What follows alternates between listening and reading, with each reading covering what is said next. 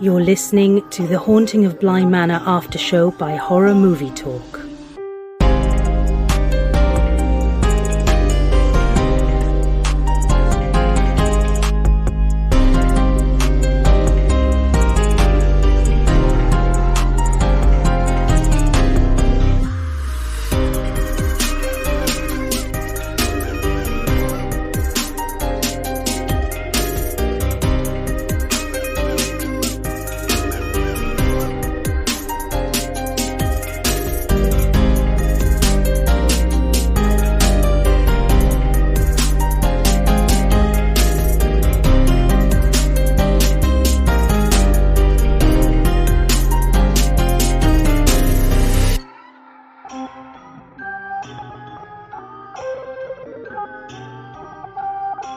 Hello, Governor, and welcome to Horror Movie Talk Special, The Haunting of Bly Manor Aftershow.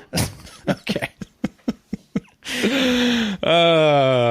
So, welcome. Yep, we're going to do all of Bly Manor, covered by Horror Movie Talk.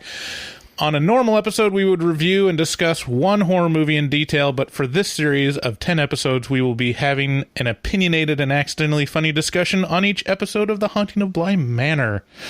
Your panel of expert hosts each week are each week. These are going to be released all together. Yeah. So for this series are Dr. Bryce Hansen, who holds a PhD in spookology, and Professor David Day, the foremost expert in scare no-nos. Hello. So without further ado, The Haunting of Bly Manor Aftershow with Horror Movie Talk. We've got a great show today. Going to start it off with episode 1. We're going to give a brief synopsis of the episode, and I mean for this one, kind of the setup for the series. Yeah. And then we'll get into spoilers. Don't worry, we'll give you a warning for spoilers. Play a little clip of music. This is an after show, so basically the whole show is Yeah. spoilers. Yeah. You know how it goes. And we'll take a deeper dive into what we liked and hated about the episode. Today, like I said, we're going to be talking about episode 1. In this opening episode, we are introduced to Dani Clayton, played by Victoria Pedretti, an American who is hired to be an au pair to two perfectly splendid orphan children. They live in a spacious estate in the countryside called, you guessed it, the Hill House. Oh, wait. I meant Bly Manor. Yeah. The children's only surviving relative is Uncle Henry, played by Henry Thomas, who hired Dani, but he shows no interest in being involved with them. Flora... I can't work out what that is exactly. Why does, and still, I think I've watched 5 episodes now, and I still don't really understand why he's so far removed. Well, just wait until episode 6. Oh, okay. Yeah. All right. Cool. So the two children are Flora, played by Emily B. Smith, who is a precocious 8-year-old girl, and her 10-year-old brother Miles, played by Benjamin Evan Ainsworth, is in need of structure and discipline. To say the least.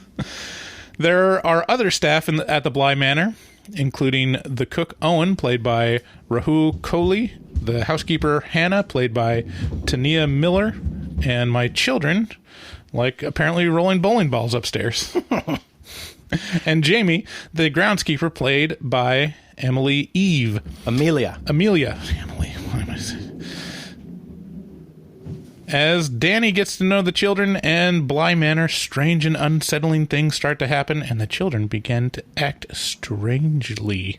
Yeah, mostly Miles seems to start acting strangely. Yeah, but even Flora, it's hard with little girls.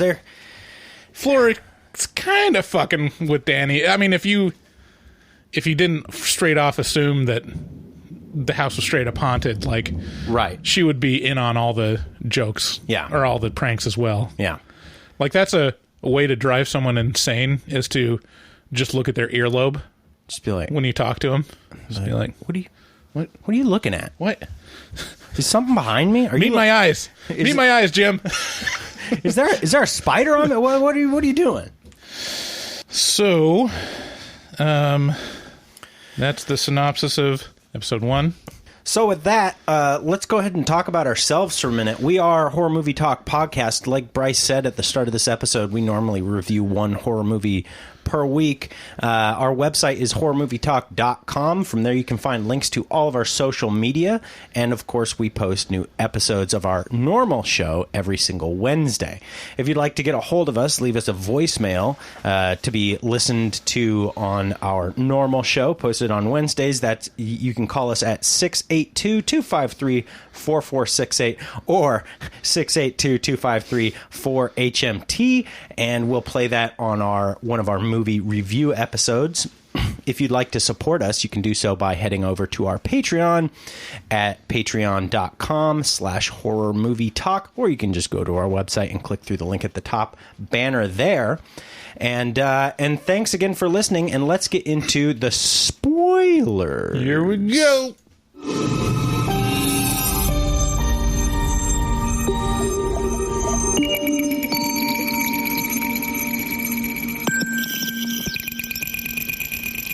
Spoilers? Yeah, spoilers. Okay, so you might have a lot of questions about what is The Haunting of Bly Manor, because Bryce, what is The Haunting of Bly Manor? It's by Mike Flanagan, which did The Haunting of Hill House. He did. So it's He also did Oculus. He's done a lot of horror Yeah. stuff. He's one of the best modern horror directors out there right now. Dr. Sleep. Dr. Hush, Sleep, yeah. Haunting of Hill House.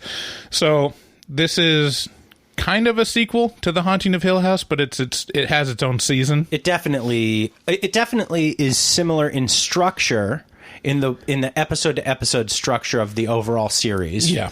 And then also it's kind of a spooky house tale. Right. Very much around a spooky house. All the characters are kind of family and have interweaving, ghosts in their past, kind of thing. Not a lot of the cast from Hill House are in here, but they're scattered throughout. They're not the main players. It's not like an American Horror Story where it's the same cast, just recast as different parts. Right. There are a couple notable, and I think this is like a secret that we're not supposed to talk about before the release of the show, is that the narrator is... Shoot. I had it written down. The narrator is Carla Gugino, who was the mother in Hill House. Right. Speaking with a British accent. So every American that was in, or every actor that was in Hill House that's in this one has an accent. Oh. Pretty much. Yeah, I definitely remembered her. I was like, but I couldn't quite, I'm not real great at remembering actors' names. Yeah, so she was also in Gerald's Game. She was the lead in Gerald's Game. And that was another Mike Flanagan yeah. one. Oh my God. And that was spectacular. If you guys haven't seen the movie Gerald's Game, whoo, buckle up. And so it starts out kind of I'm about 6 1/4 episodes in, and it does not call back to these opening scenes at all. No, it starts with a wedding party, and then they're all sitting around like a fireplace, and Carla Gugino is like, "Hey, I got a haunted house She's story." like sad and somber. Yeah, she's like, I have a story if you'd like, and then she mentions the turn of the screw. She says, "It's just another turn of the screw." Yeah, and so that's the other notable thing about this series, is that it is based off of the novella The Turn of the Screw by that guy that wrote The Turn of the Screw. Yeah. James. I want to know who the PR guy is for The Turn of the Screw, because the turning is that came out in 2020. That's a Turn of the Screw redo. This one, The Lodge, came out in 2020. That's a Turn of the Screw. And this, The Haunting of Bly Manor. Yeah, I think The Lodge came out in 2009. It hit the festival circuit in 19, but it hit theaters in 20. Pretty recent. I mean, it's a pretty great setup for a haunted house story. It's like literally just two kids. It bums me out a little bit. It bums me out a little bit watching the Bly Manor thing because this is kind of fucked out for me a little bit at this point. I'm like, yeah, I know, the turn of the screw. I get it. It's great. It doesn't, I mean, pretty much it just has the setup. I don't think there's many parallels between the turn of the screw and this, other than the setup and that it's a haunted house. But in terms of like the different characters each having their own like background story and stuff, that's the overarching structure is definitely the turn of the screw. Right. And Miles is very much Miles from the turn of the screw. Right. Those two things and the governess Dani are right. They're all pretty. I read the first 2 chapters of the turn of the screw, and it's like the episode 1 is the most turn of the screw out of the ones that I've seen. So it starts out lots of water shots. There's a little girl. Let's see. Anyways, they start saying a poem or singing a song. I can't remember what it is. Yeah, they were singing the song "Oh Willy Wally." Oh, Willow Wally. Willow Wally. And lots of shots of water, like the lake, like the faucet and stuff throughout. Like it's a real emphasis on that's a wet ass pond. Some wet ass stuff. And it states that this is in Northern California, 2007. Even though everyone that talks is British, it states in this wedding party. Okay. The wedding party. This is pre getting into Bly Manor territory. Yeah. And then, well, you can have a lot of relatives from outside the state. Sure. Only other thing of note is the fiance in this wedding party is Greg Sestero, which you might recognize from The Room. Oh, hi, Mark. He played Mark. And he's the one that wrote the book about the making of The Room, which is fantastic. That's right. Yeah, he was... what's the guy's name in the guy in The Room? Tommy Wiseau. Tommy Wiseau. Yeah, he's Tommy's friend, close friend. Yeah. And he's in this. But now basically his handler. Right. It's like, we're going to cash in on being part of this terrible, crazy movie. Yeah. And I'm going to lead you on the path to make more crazy, terrible movies so that, Yeah. Anyways, so he's in it. He has also played the origin story of the Puppet Master guy. I don't know if you knew that. Wait. There's in the Puppet Master series. Yeah. There's one movie where it tells like the origin story of how the Puppet Master came to be. It's pronounced Toulon. Yeah, Toulon. Yeah, Andre Toulon. Yeah, so he tells his origin story. That was going to be his big break. Anyways, Carla Gugino starts telling the story, and she's the narrator throughout. It opens with Dani, the main character, in a job interview for this au pair job out in the countryside, and she's being interviewed by Uncle Henry, played by Henry Thomas. And he is a terrific drunk, but also a man of seemingly great stature. He's very busy. He's a businessman, but he's also drunk 24/7. Right. And he does not suffer bitches. Right. Like if Dani makes a few little faux pas in this meeting with him where she shows how American she is, which is a big faux pas to him, and he's like, Jesus Christ. And so he makes a big deal about, oh, she's American. But that's kind of the end of that. There's not a whole lot being made of Dani being American in amongst a bunch of British people after that. Right. Well, I mean, there's a little bit here and there. There's a little bit like she's terrible at making tea. Yes. Make a big deal out of that. And, excuse me. Oh, my gosh. Well, that was so out of character for you. That was splendidly perfect. Yeah, perfectly splendid. So, Yeah, so she has the interview. It doesn't go that well, and then she like kind of confronts him in a bar, and it ends up that he hires her for whatever reason. Yeah, and it starts showing like some cracks in Dani, because you get, and this is taken from Turn of the Screw. Like, it's pretty clear that Dani isn't super stable. Like, she's, you would understand if like some of this stuff was in her head, because she seems kind of neurotic.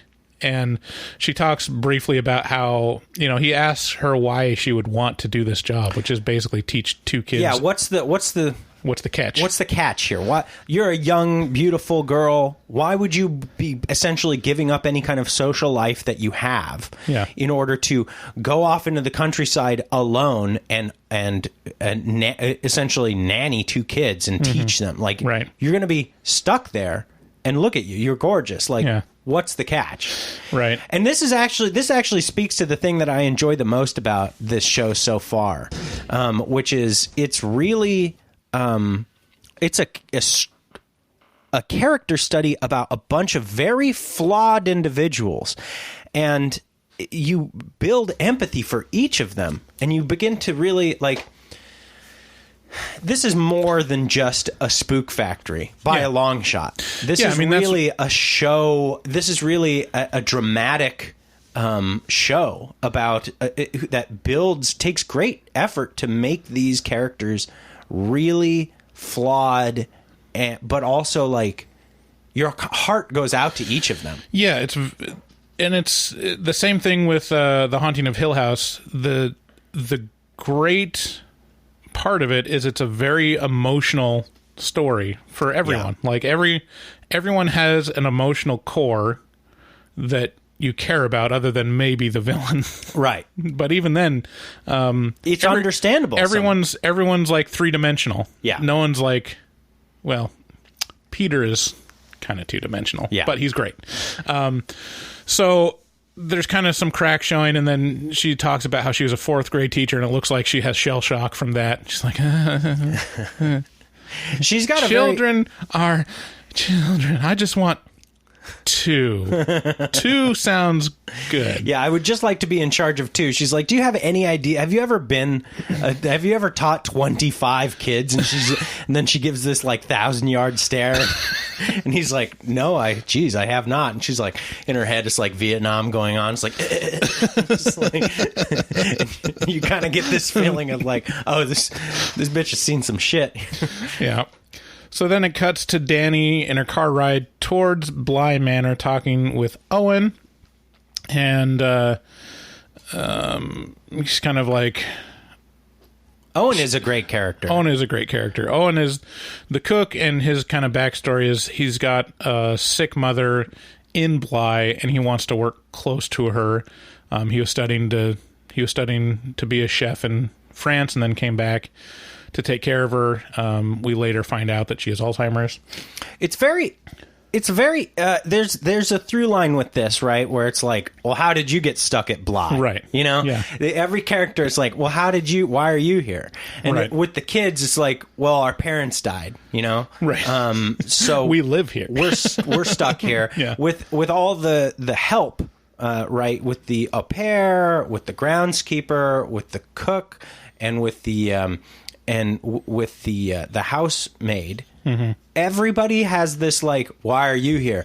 But in my mind, I'm like, why wouldn't you want to be here? Fucking joking me? You get 3 squares a day. You get to live in this big, beautiful, opulent mansion. There's the only thing anybody has to worry about is the kids. Right. And there's only 2 of them. Right. We outnumber them by 2 to 1. Yeah. So yeah, I mean, to me, it's kind of like, seems pretty good. I don't know. Yeah. Until, it gets to be nighttime, and then it's like, well, okay, maybe. So Dani is taken by the manor, and she meets Flora, the little girl, and she is like super cute and precocious and like just a delight. I can't get over the actress that plays this little girl. Mm-hmm. She is so adorable in all of her deliveries. And would you say she's perfectly splendid? She's perfectly splendid and so cute, and like just it's impressive to me when you get kids she's probably a lot older than she looks, but no, I think she's age appropriate. Like, I'm pretty sure she's 9. Such a solid actress. Yeah. Like, I mean, yeah, the both of the kids are really good, and really what sells it is, Flora, the actress playing her, she's got really great diction. Like, she's very proper, and she's also happens to be the new voice of Peppa Pig. Found out. Dun dun dun dun dun dun dun dun dun.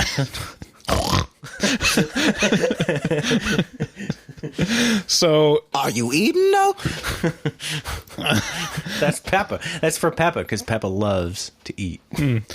And so Flora takes her on a tour of the grounds, and Miles joins them and basically goes, room to room. Well, before this though, I would like to point out. So so as they come into, as she's taking the car ride with Owen to Bly Manor, she sees Bly Manor off in the distance, and she says, "Can I get out of the car now? I would like to walk the rest of the way to the house." And as she does, she comes upon Flora at the pond, and Flora's playing with a little voodoo doll. Yeah. And it's like, what's that? And then Flora's like, never mind that. Let's leave that doll next to the lake. And Danny's like, what a beautiful lake. And Flora's like, no, it's not. No, it's not. You don't want to go in that lake. It's a horrible place. place. It's a terrible. Let's never talk of the lake again. And then they go to a well where they meet the housekeeper and Miles. Yeah. And the housekeeper is like lost in thought over this well. And she just seems like kind of somewhere else, and she even says as much. Right. I'm miles away. Yeah, miles away. But and then I don't. Does she see it? Does she catch a glimpse of somebody off in the trees? Or is that just? Am I thinking of episode 5? Because in episode you're 5, thinking of episode 5. Yes. There's no one in the trees yet. Okay. So they're taking a tour, and like, Flora is describing everything as perfectly splendid. It's really adorable. And, the main things you need to know is, like, all the people that work there, and do not go in the West Wing. Yeah. It's very like Beauty and the Beast. Like, it's not allowed. Yeah, and I don't know why you would want to go in the West Wing. Like, everything's covered with sheets. It's dark during the day. Dude, if I was... It's pitch black at night. If I was an 8 or 10-year-old, I would not go anywhere but the West Wing. Are you joking? Hell yeah. Man, you're a ballsy 8 or 10-year-old. I'd be like, nah, hard no. It's like a... Now I would. It's the reverse for me. Like, as a kid, I've been like, no. No, as a kid, I'd be like, I'm not supposed to go there. That is the most interesting thing in the entire planet.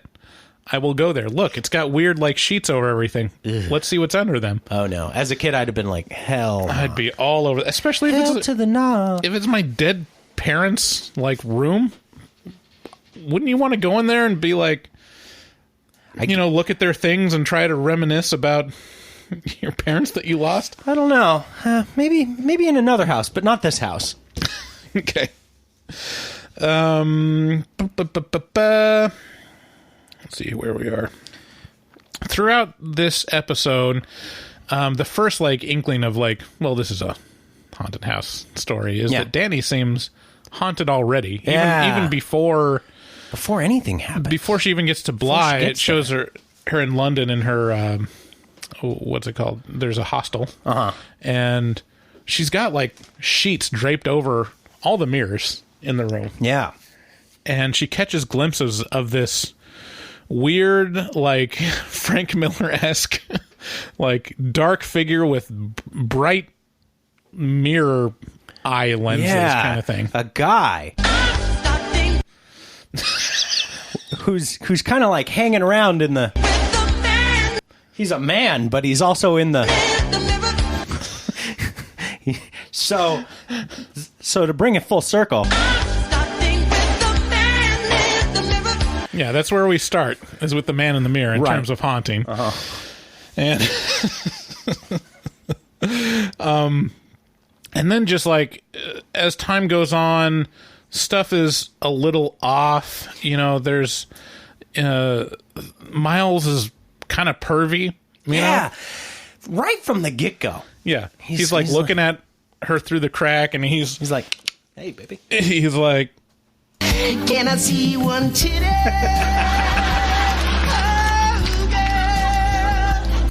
The gloves are off. Welcome to Horror Movie Talk. And Flora is like looking off into the middle distance whenever she's talking to Dani. Has really, I mean, it's so great that it's kind of what makes Mike Flanagan great, because he just gets it, and he can do it in different ways. Like, he can be gothic creepy, he can be like straight up like, you know, terrifying, you know, violence creepy. Yeah. And this is like a really interesting tone, because it's not, it's off-putting, scary, it's very off-putting. Yes, it's just and it's a thing that kids do constantly. Oh my god. Okay, I have a quick story for you. So we're getting ready to shoot to record this series of podcasts about the after show for The Haunting of Bly Manor. So I watched, I don't know, 3 or 4 episodes the first night, and that was 2 nights ago now. And then I go to bed, and it's like midnight, and oh man, I'm sitting there in bed, and there's just sound after sound happening. My girl, at midnight, opens her door and then slams it. I was like, what the fuck is going on? And like, each one of these things happens like right as I'm like chilling. It takes me like 20 minutes to come down into a spot where I'm like actually falling asleep. And each one of these sounds, so for an hour and a half, there's like these significant sources of like clattering and stuff, and so it's just did not go well for me that first night. What else? I mean, everyone's kind of acting strange. Hannah, the housekeeper, is acting strange. Yeah, Flora's acting strange. Yeah, the housekeeper's always kind of like lost in thought. Yeah. At one point, Miles gives Dani this like butterfly hair clip. He's yes, like, I'd like you to wear this. Oh, dude, that's as soon. So they show her to her room. They show Dani to her room, and then they're like, "We'll leave you to freshen up." And so she starts taking off her shirt, and that's the. Can I see one titty? Can I see one titty? Oh, girl. And right as she's taking off her shirt, he's like, excuse me. And he comes in the room, and she's like, whoa, let's put these away. And he's like, I'd like to offer you this hair clip to make you feel even more welcome. And she's like, thanks. And he's like, no problem. Put it on now. Let's see you put it in your hair. And then she talks with Flora, and Flora notices it and is like really like kind of offended that she's wearing it. Offended and disturbed. Yeah. And she like says, you shouldn't be like, why are you wearing that? And Asking him to change his ways. She's asking her to change her ways. And you know, Dani explains that Miles gave it to her, and Flora explains that was the previous au pair's hair clip thing. Yeah. And it's not right for her to wear it. And then Flora stares off to the side behind Dani, is like, oh, okay, never mind, it's okay. Yeah. So it's very, very clear that like a cause and effect thing happened. Yeah. Like, hey, like some ghost talked to her and was like, no, it's chill. Right. She could do that. It's like, oh, what? and of course, there's a man in the mirror. Yeah. There, because it's the bathroom. Anywhere there's a mirror, Dani's seeing the man in the mirror. Yeah, and she keeps covering all the mirrors with stuff. I guess the one thing we didn't mention was that there was an au pair before, about a year ago. This is us learning about it in this episode, yeah. And the au pair died by walking into the lake, I think they said. Yeah, it's not completely clear. They did say it had something to do with the lake. She drowned. Yeah. So there's a little bit of mystery hanging around. Not only just like what's going on with this house, but also like what's up with these kids and what happened to the former au pair. Lots of other creepy things. There's a creepy dollhouse that's basically a replica of Bly Manor. Never good when you got a dollhouse. And Flora's got like a little voodoo doll for every single person. Very story. much like the Lodge. I would not surprise me if this existed in the Turn of the Screw. Yeah. But then there's a creepy doll under the dresser. Yeah. Like Dani "Oh, goes to what's this one move doing?" that one. Yeah. She goes to move that one, and it's like, whoa! It's like, bitch. no, we don't touch that she one. stays under the dresser. And you're Why like, under the dresser, you know? I don't know. I'm into episode 7. It still hasn't explained who that is. Ugh. And then It's a dangerous thing. Dani is told by Flora to do not leave your room at night. Just stay in bed. Right. Just stay in bed until the morning. Yeah. All the way there. No bathroom, no nothing. Just Why? Don't worry about it. don't worry about it. I'm an 8-year-old and I know this house very well. Do not leave your room. So guess what? First thing she does. This bitch don't follow rules. Dude, I don't know, man. If some little kid with intimate knowledge of this awesomely creepy house was like, just don't get up. Don't get up at night. It's a bad idea, let me tell you. There's a part of me that'd be like, yeah, okay, bitch. And then there's another part of me that'd be like, you better take this kid seriously. Yeah. I don't know. Yeah, lots of random shots throughout the series of like faucet dripping, and like it's got a real focus on faucets. Yeah, it does. It's almost like, I wonder if Mike Flanagan like really wanted to be a plumber when he grew up and just decided to, no, I'm better at directing horror movies. He's like, can we get a close-up of that dripping faucet? And then at some point, I'm pretty sure Flora says outright, don't let the lady in the lake see you. Yeah. Like basically something about the lady in the lake.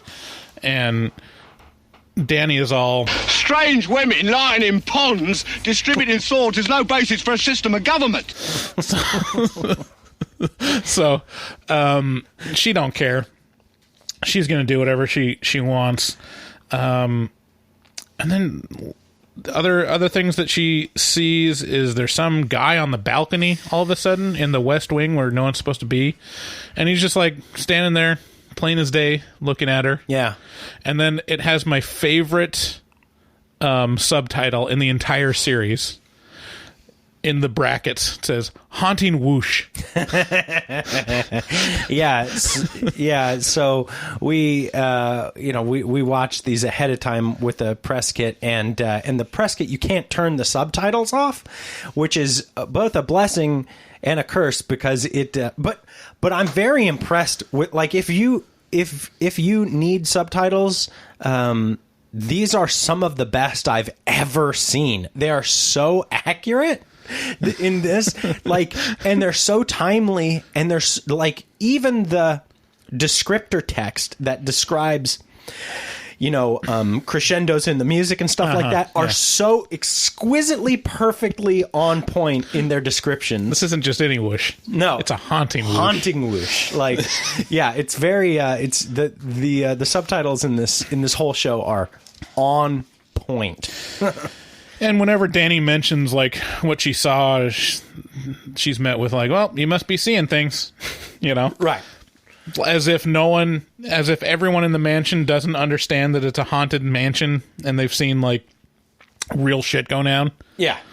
They're like, don't worry about it. You must be seeing things. All right, moving on. Let's have some bangers and mash.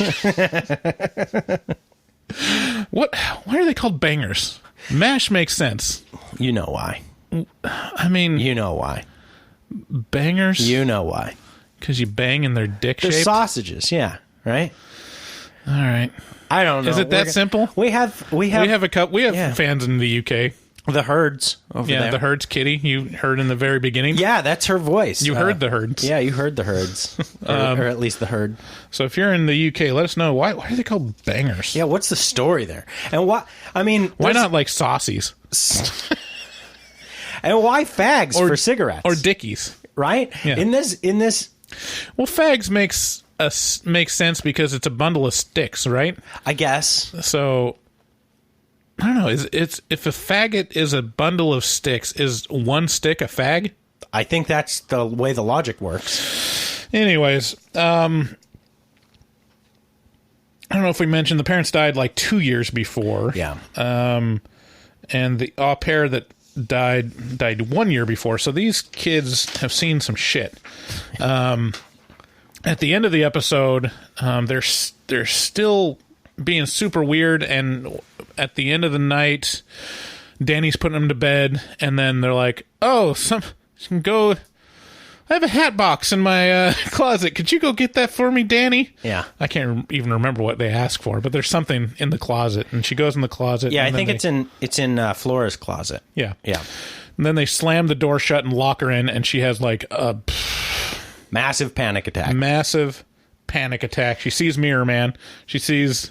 Asking him to take the mirror away. Oops. No. Sorry. She sees... Asking No! the mirror. The man in the mirror. Do you have that in Jingle Palette, or are you just like... Starting with the man in the mirror. Sorry. Oh, yeah. Yeah, and then she gets out, and then there's like dirty footsteps on the floor.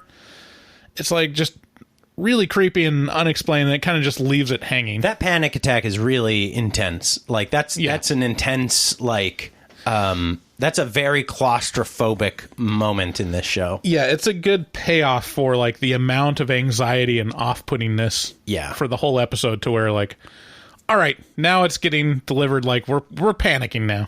Yeah, you're not only are you trapped in the closet, but there's a mirror in there. It's like being trapped in a closet with a dog. With a rabid dog. So that's episode 1. Really good start, and really like sets the stage for a great series. I'm really excited about covering the whole series. Lots of great episodes, and it focuses on each character. Each character gets their day in the sun, really, for each episode. And this one starts off with Dani. Yeah. The most important protagonist. All right, thanks for listening. Please, if you like the show, if you're new, give us a subscription and a rating on Apple Podcasts. That really helps us out in the charts. If you are a fan of Horror Movie Talk or this new after show, please share it with a friend. If you really want to help out, you can support us by going to our website, horrormovietalk.com. Click on the button in the banner that says buy on Amazon, and you can buy anything. You can even rent movies, or buy dog food, whatever you're going to do on Amazon. You're stuck in quarantine probably, so if you do that, we get a little taste of it. Yeah, help us out. Also, check out our Patreon. There's a link to that, links to our social media, all that stuff.